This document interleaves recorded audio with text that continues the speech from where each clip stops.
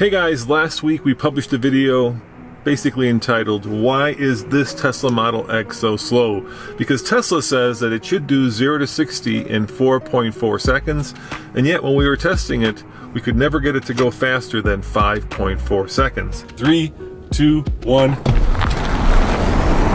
That feels fast, but is it fast enough? 60. Yeah, I was afraid of that. 5.4 seconds. So that's a second slower than Tesla says it should be.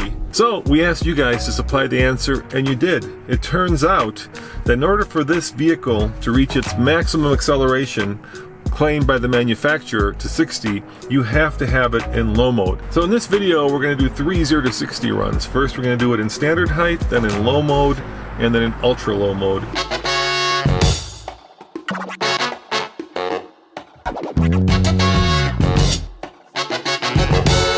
According to the forums at least, the reason for this car not reaching its manufacturer specified number of 4.4 seconds has to do with the CV joint. And I'll kind of explain using the Solo DL. So imagine that this is the Tesla Model X's wheel, this is the half shaft, that's the CV joint, and that is the motor.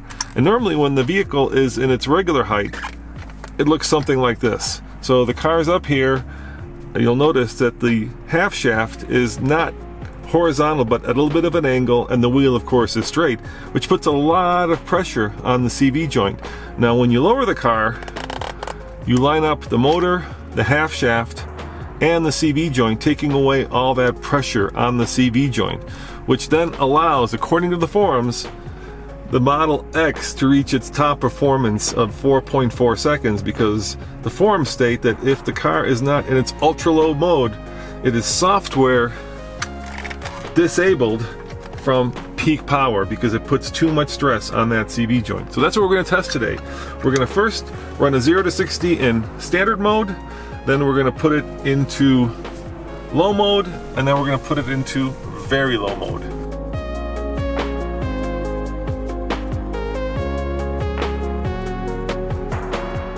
So now that you've seen the car go up and down on its magic air ride, I'm going to use the Solo DL for its intended purpose, and that is actually to see how fast this vehicle is from 0 to 60. Now, in last week's video, a lot of you made the comment that 5.4 seconds is plenty fast. Why am I complaining, or why am I not happy with that number?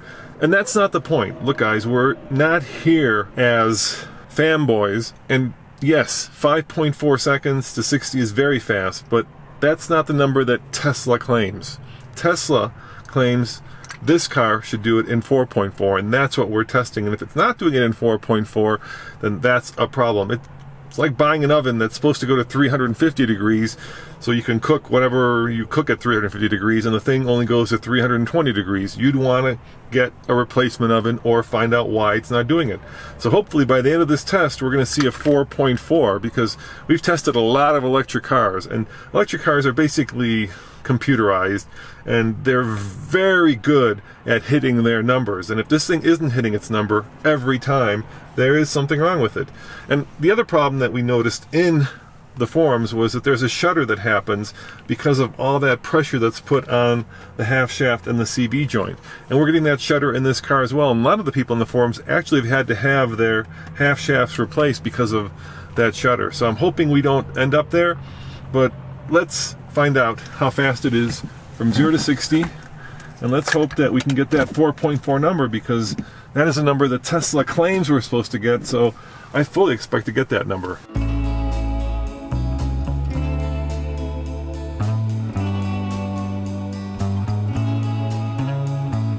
Alright, a couple things. First of all, I'm not in the performance, so I don't have ludicrous mode. I only have chill and standard, and the car is set to standard mode. Now there's nothing I can do. I can't brake torque it. Our battery is at 250 miles, which is over 2/3, so it's not completely full, but we had to get here.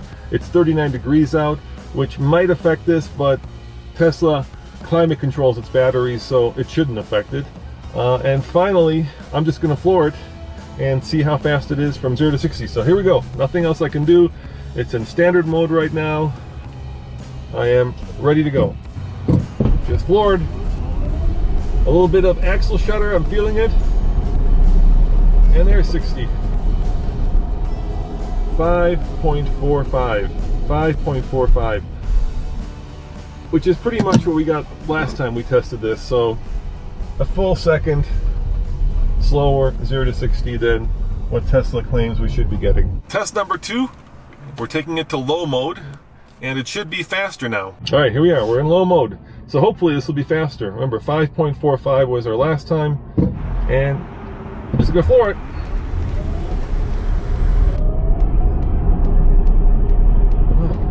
Yep, we're faster. 5.1 seconds. So we dropped basically a third of a second by lowering the suspension, which is good, but we're still nowhere near that 4.4 time that we should be at. So I'm gonna try going back the other way just in case there's any elevation change. So once again, here we go. Nothing I can do. I can't brake torque it. There's no other way to make this provide me more beans. It's just giving me all the beans that it has. Here we go. All-wheel drive, so no real brake. Oh, there we go. 5.23, just a little bit slower. 5.23. Maybe there's a slight bit of a hill there. All right. We're still not at that manufacturer number of 4.4. Test number 3, very low mode, which means that the CV and the half shaft should be lined up, which hopefully means this car will give its all. In other words, it won't be software prohibited from using every bit of electricity and torque that this car can give us to give that 4.4 0 to 60 time.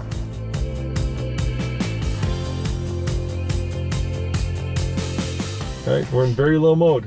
I'm hoping for 4.4. When we did the Tesla Model 3, it hit that manufacturer number. So here we go. Come on, car, I'm rooting for you. And there's 60. Look at that. Dropped to 4.8. Another third of a second. So we're about 0.4 of a second off from the time that we're supposed to get, or at least to claim manufacturer time. And you may be thinking to yourself, that's probably not a big deal. I mean, you know, it's really 0.4 of a second. Imagine buying a Porsche, which you could buy for this. Keep in mind this car cost $87,000, and Porsche says that you have a top end of, pick a number, 160 miles an hour, and you're at 140 miles an hour. That's not what we paid for. We paid for 4.4 seconds, not 4.8 seconds, and it's not acceptable. Manufacturers stake their reputation, and car buyers like you guys buy cars based on numbers. How fast is it to 60? What's the top end? How much interior room is there? What kind of fuel economy does it get? These are all critical criteria that you use to buy cars, and when we don't hit that number, it's disappointing and it makes us wonder why. So I'm going to do one more test, 0 to 60. Let's see if we can get that 4.4 number. Otherwise, I think we're going to have to take this car to Tesla and find out what the heck is going on with it. Here we go. And that's 60. And we did drop a little bit, 4.77. So we're a little bit faster, but nevertheless, we're not at that stated number.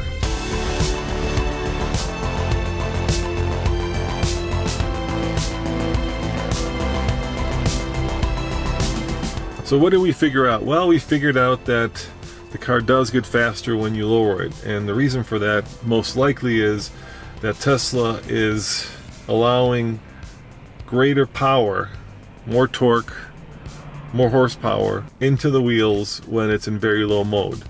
If you flip that on its head, basically Tesla is protecting the CV joint by restricting it via software when you're in normal mode. Now you could drive around in very low mode all the time, but there's no suspension travel and it makes for a very harsh ride.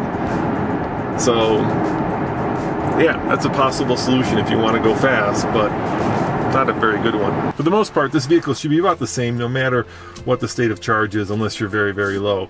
Now, then there's the air temperature. We're at 40 degrees, which is a little colder, and if, once again, this were an ICE car, that means it would be a little bit faster. More air density, the colder it gets. In an electric car, battery performance goes down when the battery gets cold, but Tesla heats and cools their battery to keep it at that optimum operating temperature, so that shouldn't be a factor. Tire pressure makes a difference. Reaction time makes a difference. But with a slow DL, there really is no reaction time. And perhaps the biggest variable out of all of those is my weight. So I'm about 230 pounds. That's a lot of weight. If you wanted to get the fastest time out of this car, you would put our videographer Alex in it, because he's much thinner. How much do you weigh, Alex? 130. You'd want him 100 pounds less. But it still wouldn't be 0.4 of a second faster with Alex in the car driving versus me.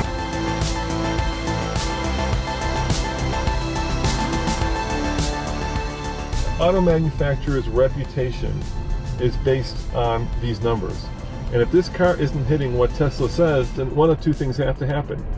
In my mind, at least. Either Tesla has to go and revise the time that's on their website to 4.77, or they have to fix this car and enable it to go to 4.4, which is what we paid for. And if you're buying a Tesla Model X dual motor, exactly what you paid for. And I think that's the least we can ask of a major automotive manufacturer that wants to play with the big boys. As always, this is Roman saying thanks for watching. Remember, check out tflcar.com for more news, views, and of course, real-world Tesla Model X reviews. See you guys next time. Ciao.